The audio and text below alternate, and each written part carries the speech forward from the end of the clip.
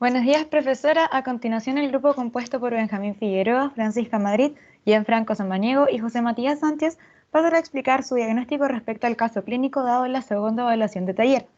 Se presentarán los principales criterios diagnósticos encontrados en el DSM-5 y los respectivos argumentos a favor de nuestro diagnóstico. Posteriormente, nos referiremos a los principales hallazgos clásicos y recientes encontrados en la investigación bibliográfica respecto a las áreas neurofisiológicas y neuroanatómicas involucradas en los procesos de los trastornos de ansiedad. A continuación, procederemos a presentar los antecedentes del caso.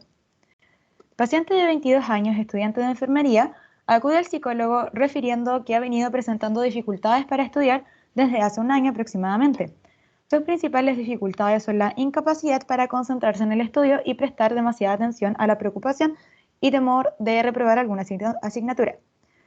Dice estar cansada e inquieta casi todo el tiempo. Además piensa que no destaca en la universidad, lo cual la tiene muy frustrada, con autoestima baja y sin ganas de hacer actividades.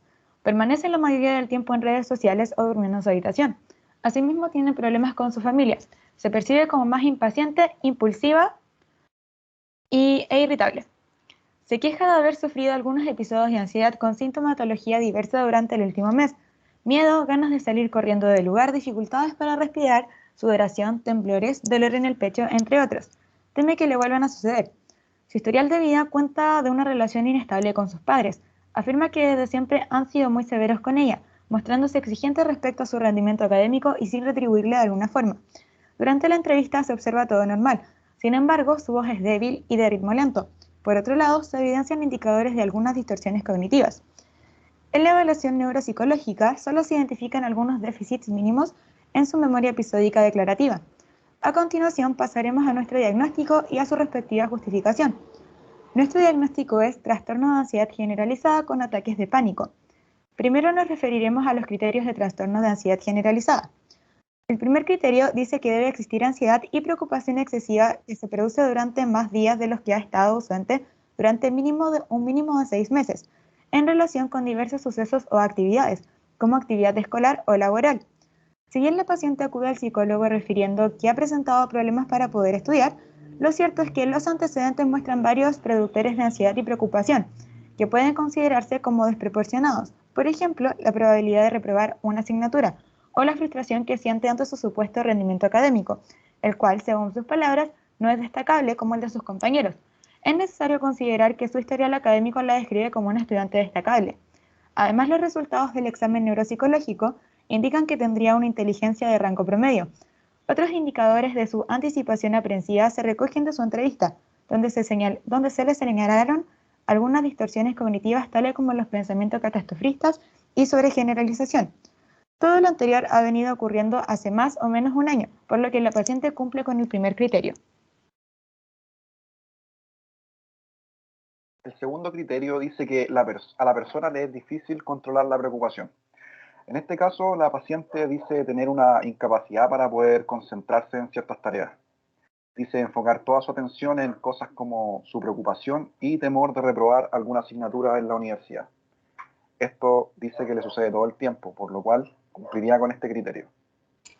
El tercer criterio dice que la ansiedad y la preocupación se asocian a 3 o más síntomas de los 6 síntomas siguientes, y al menos algunos síntomas han estado presentes durante más días de los que han estado ausentes durante los últimos 6 meses.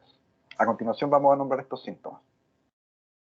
El primero de ellos es la inquietud o la sensación de estar atrapado con los nervios de punta.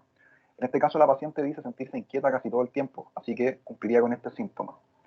El segundo sería la facilidad para fatigarse, y en palabras de la propia paciente, se sentiría bastante cansada casi todos los días, pese a estar en casa sin hacer actividades que impliquen una relativa exigencia física o mental, así que también cumpliría con este. El tercer síntoma es la dificultad para concentrarse o quedarse con la mente en blanco, y como se mencionó, este vendría siendo uno de sus principales problemas. El cuarto síntoma sería la irritabilidad. Ella misma agrega que se ha vuelto mucho más impaciente, impulsiva e irritable, llegando al punto inclusive de tratar mal a sus hermanas, así que también cumpliría con este síntoma. Otros síntomas que podemos mencionar son la tensión muscular y los problemas de sueño, pero nosotros no consideramos que la paciente cumpla con estos últimos 2 síntomas, por lo que solo cumpliría con 4 de los 6 síntomas presentes, y consideramos que son síntomas suficientes para que este tercer criterio sea válido también para el diagnóstico. El cuarto criterio dice que la ansiedad, la preocupación o los síntomas físicos causan malestar clínicamente significativo o deterioro en lo social, laboral u otras áreas importantes del funcionamiento. Para la paciente todo lo que le ha venido ocurriendo le ha repercutido de una manera importante en su autoestima. Ella dice que se siente muy frustrada, que tiene falta de interés o ganas de hacer cosas que antes eran de su agrado, suele evitar sus problemas, tiene disputas con su familia y no hace más que utilizar sus redes sociales y dormir encerrada en su dormitorio todo el día. Así que esto también, por otra parte, hablaría de un importante problema de aislamiento. También ha manifestado que siente mucha incomodidad en la utilización y el tránsito de espacios públicos, lo que podría considerarse como una limitación propia del trastorno. Así que consideramos que la paciente también cumple con este cuarto criterio. Y el quinto y último criterio dice que la alteración no se explicaría mejor por otro trastorno mental. Nosotros no consideramos que se explica mejor con otro trastorno, por tanto, y debido a que cumple con los 5 criterios mencionados, establecemos que la paciente tendría trastorno de ansiedad generalizada. Ahora vamos a ver algunos puntos que servirán para apoyar nuestro diagnóstico. El primero de ellos son los factores de riesgo que apoyarían este diagnóstico, específicamente los factores ambientales. Estos dicen que las adversidades en la infancia se han asociado a este tipo de trastornos.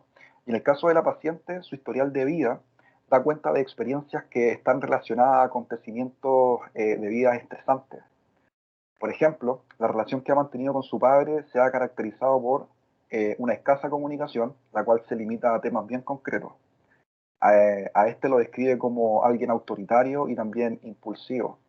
Por otra parte, a su madre la describe como alguien intolerante y también mantiene muy poca comunicación con ella. Desde pequeña, sus padres siempre le han exigido un buen rendimiento académico y si bien ella ha respondido de manera excelente, sus padres nunca le han reconocido sus méritos. A continuación, seguiremos con el punto de la comorbilidad para el apoyo del diagnóstico. Los individuos que cumplen los criterios del trastorno de la ansiedad generalizada es probable que hayan padecido o actualmente cumplan con los criterios del trastorno de ansiedad y de los trastornos de depresión unipolares. En este caso en particular, algunos criterios del trastorno de depresión mayor estarían presentes, como por ejemplo la manifestación del estado de ánimo deprimido. Ella indica que su autoestima está disminuida, ya que se siente muy frustrada. Agrega que se ha vuelto mucho más impaciente, impulsiva e irritable. Indica sentir un constante cansancio y se queja de una sensación de opresión en el pecho. Además, durante la entrevista se percibe un tono de voz bajo y de ritmo lento. También señala una pérdida de interés por las actividades que antes eran de su agrado. Ahora nos referiremos a los criterios de los ataques de pánico. Para que se considere que la paciente cuenta con ataques de pánico, debe haber una aparición súbita de miedo intenso o de malestar intenso, ya que esta alcanza su máxima expresión en minutos y durante este tiempo se producen 4 o más síntomas de una lista de 13. Nosotros consideramos que se presentan 5 síntomas de esa lista. Primero, miedo intenso. La paciente se refiere a sentirse sensaciones de miedo que la impulsan a salir corriendo del lugar. Sudoración. La paciente dice tener sudoración durante los episodios. Temblor. La paciente relata temblores de cuerpo. Sensación de dificultad para respirar. La paciente siente que no puede respirar bien. Dolor o molestias en el tórax. La paciente siente dolores de pecho. Como cumple con 5 de una lista de 13 síntomas, incluimos al diagnóstico los ataques de pánico. Ahora pasaremos a revisar algunos puntos que servirán para apoyar nuestro diagnóstico. Factores de riesgo que apoyan el diagnóstico. La mayoría de las personas identifica factores de estrés en los meses previos a su primer ataque de pánico. Como factores estresantes interpersonales, como se comentó, la paciente refiere a experimentar diversos problemas que afectan distintas áreas de su vida hace más o menos un año. ¿Por qué serían ataques de pánico y no un trastorno de pánico? En la mayoría de los casos con trastorno de pánico, los episodios llevan sucediendo durante meses y con distintas frecuencias. En la paciente se señala solo la existencia de 3 episodios en el último mes. Además, los ataques de pánico pueden aparecer en el contexto de cualquier otro trastorno mental, como por ejemplo trastornos depresivos, y la mayoría no cumple con los criterios para el trastorno de pánico. A continuación, presentaremos los hallazgos de la investigación bibliográfica. Hallazgos neurofisiológicos de los trastornos de la ansiedad. Hallazgos clásicos.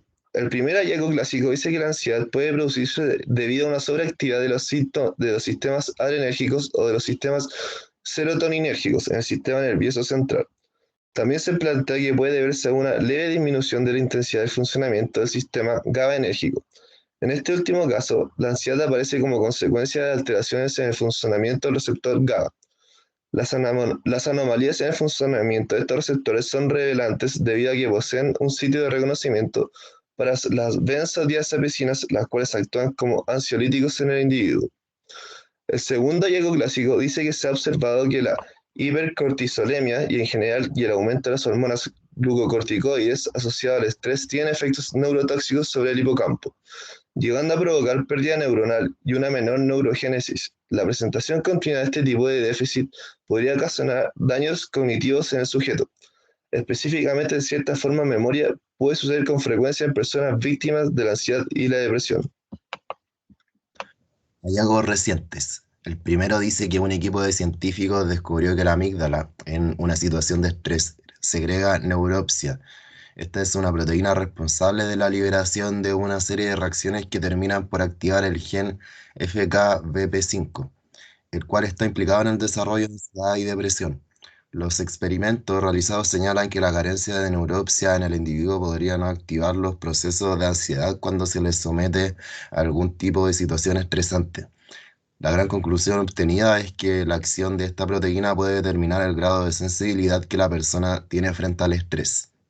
Una segunda investigación explica que una proteína denominada OTX2 puede llegar a regular el comportamiento nervioso relacionado a la ansiedad. El estudio realizado en ratones adultos expresa que a menor cantidad de esta proteína, mayor es el efecto ansiolítico, y por el contrario, cuando la cantidad es mayor, aumentaría la sensación de ansiedad. Si bien no se conoce del todo el cómo opera esta reacción, se sabe que la cantidad de dicha proteína puede condicionar la respuesta a situaciones estresantes. El avance de estos estudios aplicados en humanos podría significar una notable mejora en los efectos de algunos medicamentos ansiolíticos. Ahora pasaremos a hablar sobre los hallazgos neuroanatómicos de los trastornos de ansiedad. Dentro de los hallazgos clásicos tenemos que, en primera instancia, la amígdala es una importante estructura del sistema límbico que está implicada en los procesos de ansiedad. Cuando ésta se daña en el ser humano se producen efectos calmantes. No obstante, cuando se estimula, provoca sentimientos de miedo y confusión. Lo anterior se debe a que es una estructura encargada fundamentalmente de regular las reacciones de alarma en los procesos de miedo y ansiedad. Se refiere a que los trastornos de ansiedad que sufren algunas personas podrían deberse a la sobreestimulación de esta estructura cerebral. Un segundo descubrimiento revela que los efectos de la ansiedad en las personas producen fallas en el funcionamiento cerebral. Una de las áreas que se ve implicada y resulta crucial para regular las emociones y otras funciones cognitivas es el córtex prefrontal. Quienes presentan ansiedad por largos periodos de tiempo pueden sufrir de hipoactividad en la corteza prefrontal, viéndose afectadas las facultades antes mencionadas. Asimismo, los efectos de la ansiedad en esta estructura contribuyen a que la ansiedad se prolongue aún más, siendo para el individuo muy difícil salir de ese estado. Bueno, ahora pasaremos a hablar de los hallazgos recientes. En el primero, menciona que se han localizado microcircuitos en el cerebro, cuyo mal funcionamiento suscitaría la aparición de la ansiedad. Se trata de unas células nerviosas ubicadas en la amígdala, y su disfunción podría llegar a provocar inclusive trastornos de ansiedad. El comunicado señala que estas estructuras son esenciales para la regulación del miedo en el individuo. El descubrimiento arrojaría una clara evidencia de que la amígdala, más allá de sus funciones conocidas, también actuaría como un regulador del bloqueo de las reacciones de miedo. Otro estudio que se dedicó a investigar las bases neurológicas de la ansiedad en el cerebro ha señalado que existen un conjunto de células ubicadas en la zona BCA1 del hipocampo y que estarían implicadas en la regulación del comportamiento de la ansiedad. Pero no solo eso, estas células podrían llegar a controlarse a través de rayos lumínicos, específicamente mediante una técnica llamada optogenética. Se espera que la iluminación de esta estructura pueda llegar a silenciar de alguna manera las células de ansiedad, permitiendo que el individuo se sienta seguro. Esa ha sido nuestra presentación, profesor.